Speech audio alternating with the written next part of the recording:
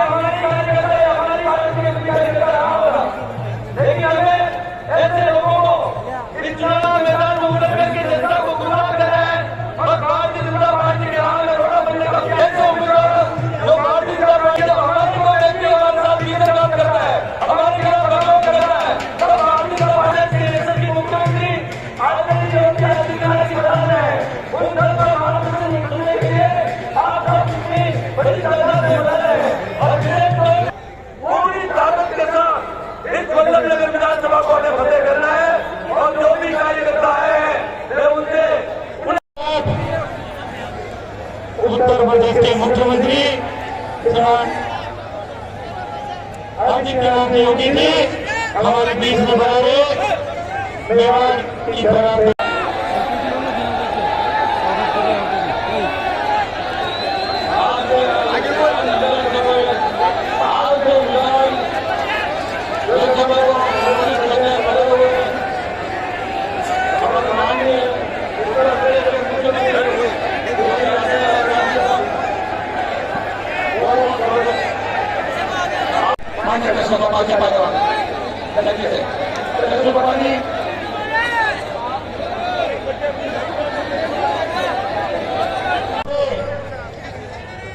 Appeal करता हूँ तो 25 तारीख को ज्यादा से ज्यादा कमल के निशान पर वल्लभनगर विधानसभा में 75 साल से एक परिवारवाद चला आ रहा है।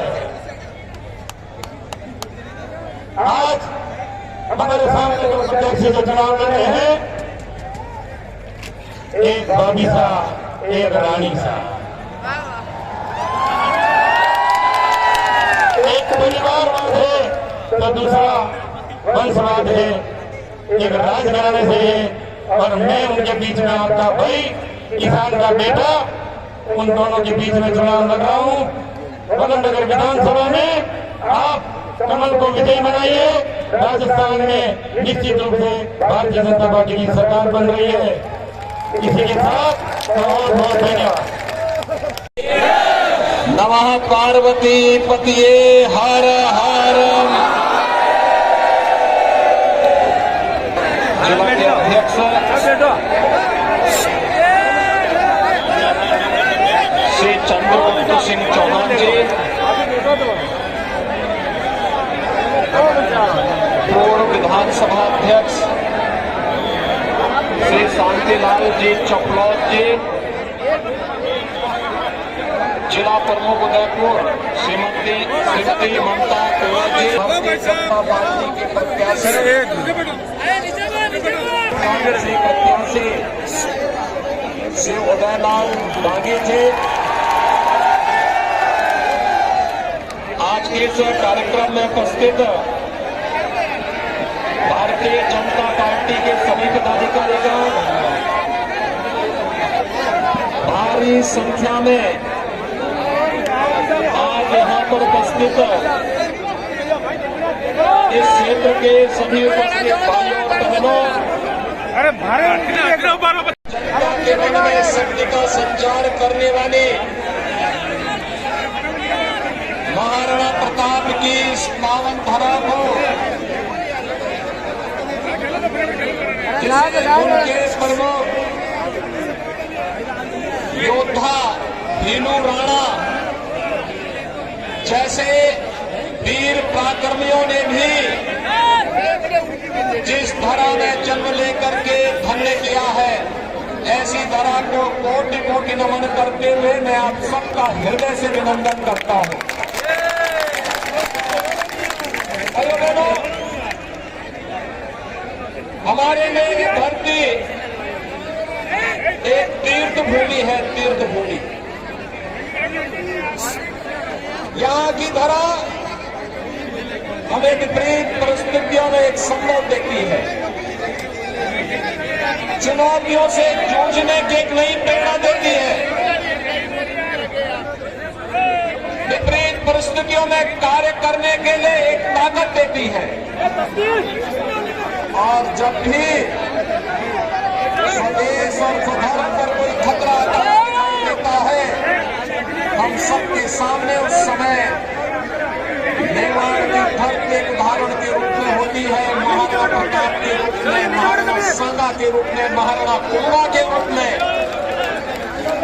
और उस समय हम सबके ऊपर आशीर्वाद होता है यहाँ के प्रभु श्री एकलिंग नाथ जी महाराज की, जिनकी कृपा से विपरीत परिस्थितियों का सामना करते हुए महाराणा प्रताप ने मध्यकाल में विदेशी हुकूमतों की चूल्हे हिलाने का काम किया था, स्वदेश और स्वधर्म की रक्षा की थी। भाइयों बहनों, इस पावन धरा को बार बार नमन करने की इच्छा होती है और इसीलिए आज मैं आपके पास आया हूं आप सबसे अपील करने के लिए। पूरा देश बदल रहा है, पूरे देश में आज भारत एक नई बहार आई है। दुनिया के अंदर भारत का सम्मान बढ़ रहा है। भारत के बारे में दुनिया की धारणाएं बदल रही है। प्रधानमंत्री मोदी जी का वैश्विक मंच पर बढ़ता हुआ सम्मान और दूसरी तरफ सुरक्षित होती हुई सीमाएं। याद करिए, भारत की सीमाएं कांग्रेस के समय में आतंकवादी कहीं भी घुसपैठ कर लेते थे, घुसपैठ करके आतंकी घटना को अंजाम दे देते थे। दुश्मन देश भारत की सीमाओं का अतिक्रमण कर देते थे। आज कोई भारत की सीमा में घुसपैठ नहीं कर सकता, सीमाओं का अतिक्रमण नहीं कर सकता, आतंकी घटना को अंजाम नहीं दे सकता, क्योंकि नया भारत है, ये नया भारत है। यह छेड़ता नहीं है, लेकिन कोई छेड़ता है तो उसको छोड़ता भी नहीं है। भाइयों बहनों, ये नया भारत है, वसुधैव कुटुंबकम का संदेश देता है, लेकिन कोई भारत को आगे दिखाएगा उसकी आंखों को तरेर करके निकालना भी जानता है। शौर्य के लिए, अपने पराक्रम के लिए, अपनी भक्ति और अपनी शक्ति के लिए, नौजवानों की ऊर्जा का उपयोग करने के लिए, अन्नदाता किसानों का सम्मान करने के लिए और बहन और बेटियों की सुरक्षा के लिए ऐसा राजस्थान में चाहिए। याद करिए, मातृशक्ति के सम्मान और उनका स्वावलंबन, उनका स्वाभिमान कैसे होना चाहिए। यहाँ तो जौहर का व्रत करने वाली महारानी पद्मिनी जैसी महारानियों को हमने देखा है, जिन्होंने शौर्य और पराक्रम की एक नई गाथा लिखते हुए दुश्मनों को कैसे जवाब दिया जाना चाहिए, इस बात का एक संकल्प, इस बात की एक नई प्रेरणा हम नए भारतवासियों को दी है। भाइयों बहनों, इस राजस्थान में आज क्या हो रहा है? कांग्रेस पहले देश को समस्या दी, आतंकवाद की समस्या, नक्सलवाद की समस्या, अलगाववाद की समस्या, भ्रष्टाचार की समस्या, अविश्वास की समस्या, सुरक्षा में विसंगति। राजस्थान, जिसको कभी स्वर्गीय भैरव सिंह शेखावत जी की सरकार में भारतीय जनता पार्टी की सरकार ने विकास के एक नए प्रतिमान स्थापित करने को अग्रसर किया था, आज भाइयों बहनों वह राजस्थान आज भ्रष्टाचार में नंबर 1 हो गया। यानी कांग्रेस की उपलब्धि क्या? भ्रष्टाचार में राजस्थान को नंबर 1 कर दिया, महिला अपराध में नंबर 1 कर दिया, साइबर अपराध में नंबर 1 कर दिया, बिजली की दरों को सर्वाधिक जनता से वसूली करने वाला कौन है राजस्थान में? जनता से सर्वाधिक वैट भी राजस्थान में लिया जाता है। महंगाई इंडेक्स सर्वाधिक राजस्थान में, और नौजवानों के साथ खिलवाड़ करते हुए सबसे अधिक पेपर लीक की घटनाओं के लिए भी राजस्थान बदनाम हो गया। भाइयों बहनों, हमें आश्चर्य होता है, ये राजस्थान की सरकार न विकास करा पा रही है, न बहन बेटियों की सुरक्षा कर पा रही है, न नौजवानों के रोजगार की व्यवस्था कर पा रही है, न अन्नदाता किसानों के चेहरे पर खुशहाली ला पा रही है, और न आपकी आस्था का ही सम्मान कर पा रही है। आस्था का भी तो सम्मान नहीं है। रामनवमी में, यहाँ रामनवमी के जुलूस में रोक लगती है, सर्वाधिक जुलूस उत्तर प्रदेश में निकलते हैं। वहां 6.5 वर्ष से कोई कर्फ्यू नहीं, कोई रोक नहीं,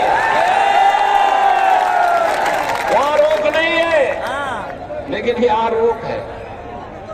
हर पर्व और त्योहार आते हैं हिंदुओं के, राजस्थान सरकार उन पर्व और त्योहारों को शांतिपूर्ण ढंग से मनाने में योगदान दे, इसके लिए नहीं, वह उन पर रोक लगाने के लिए ही अपने आप को इसी में उसको सहूलियत नजर आती है। भाइयों बहनों, जो आपकी आस्था का सम्मान न कर सकता हो, आपका विकास न कर सकता हो, ऐसी सरकार का फायदा क्या? और भाइयों बहनों, मोदी जी ने तो 9 साल में विकास के बड़े बड़े कार्य किए। एयरपोर्ट, हवाई चप्पल पहनने वाला भी हवाई जहाज की यात्रा कर सकता है आज, इतनी फ्लाइट चालू कर दी। हाईवे, अच्छे हाईवे बन रहे हैं, पूरे देश को जोड़ने के लिए हाईवे बन रहे हैं। Railway, IIT, IIM, AIIMS, 1 district 1 medical college, हर घर नल की योजना, और गरीबों के लिए 12 करोड़ गरीबों के घर में शौचालय बन गए, 4 करोड़ गरीबों के लिए आवास बन गए, 12 करोड़ अन्नदाता किसानों को 6,000 रुपए सालाना प्रधानमंत्री किसान सम्मान निधि का लाभ मिल रहा है। देश के अंदर 50 करोड़ गरीबों को, जो कभी नहीं जल पाई थी, मोदी जी ने जलवा दी,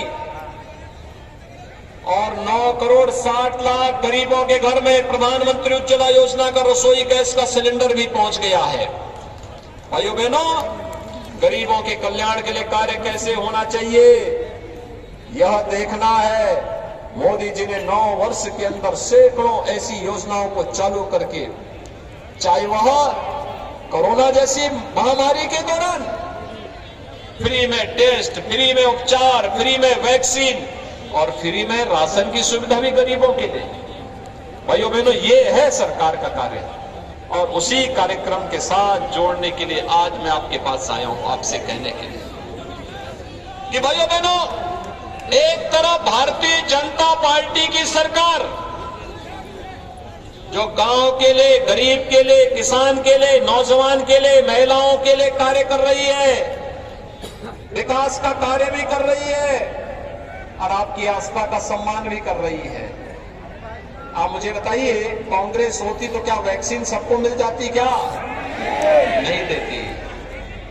और कांग्रेस होती तो क्या यहां तो ये जुलूस नहीं निकाल पा रहे हैं? क्या अयोध्या में राम मंदिर का निर्माण करते? क्या आज तो अयोध्या में राम मंदिर का निर्माण हो रहा है ना? कोई किसी प्रकार का संदेह? भाइयों बहनों, मैं आपसे यही अपील करने के लिए आया हूं, सम्मान की रक्षा करेगी, और भारतीय जनता पार्टी इसके लिए डबल इंजन की सरकार राजस्थान में आवश्यक है। राजस्थान में डबल इंजन की सरकार लाएंगे, सहमत है ना? राजस्थान में डबल इंजन की सरकार बनाइए, और इसके लिए कृष्ण गोपाल पालीवाल को, श्री उदय लाल डांगी को चुनाव जिता करके भेजिए। सहमत हैं? और मैं इनसे कहूंगा कि इसके लिए आपका आशीर्वाद इन लोगों को मिले, आपका आशीर्वाद कमल चुनाव चिन्ह पर इन दोनों प्रत्याशियों को प्राप्त हो, यह आवश्यक है एक। और दूसरा, मैं इनसे कहूंगा, अयोध्या में 22 जनवरी 24 को प्रधानमंत्री मोदी जी राम मंदिर में भगवान राम को विराजमान करेंगे। कितने लोग हैं जो अयोध्या जाने के इच्छुक हैं? पूरा मेवाड़ ही उतरना चाहता है। आप सबका अभिनंदन है। मेवाड़ वासियों के लिए तो अयोध्या दूसरा घर है। और भाइयों बहनों, आपका अभिनंदन करते हुए मुझे प्रसन्नता होगी। आप अयोध्या बना रहे हैं, आपके स्वागत के लिए हम लोग तैयार रहेंगे। आप इनको आशीर्वाद दीजिए और मैं इनसे कहूंगा कि यहाँ के राम भक्तों को अयोध्या ला करके राम भगवान राम का आशीर्वाद दिला देना। सभी सहमत हैं? तो मेरे साथ बोलेंगे भारत माता की, भारत माता की, भारत माता की जय श्री राम, जय जय श्री राम।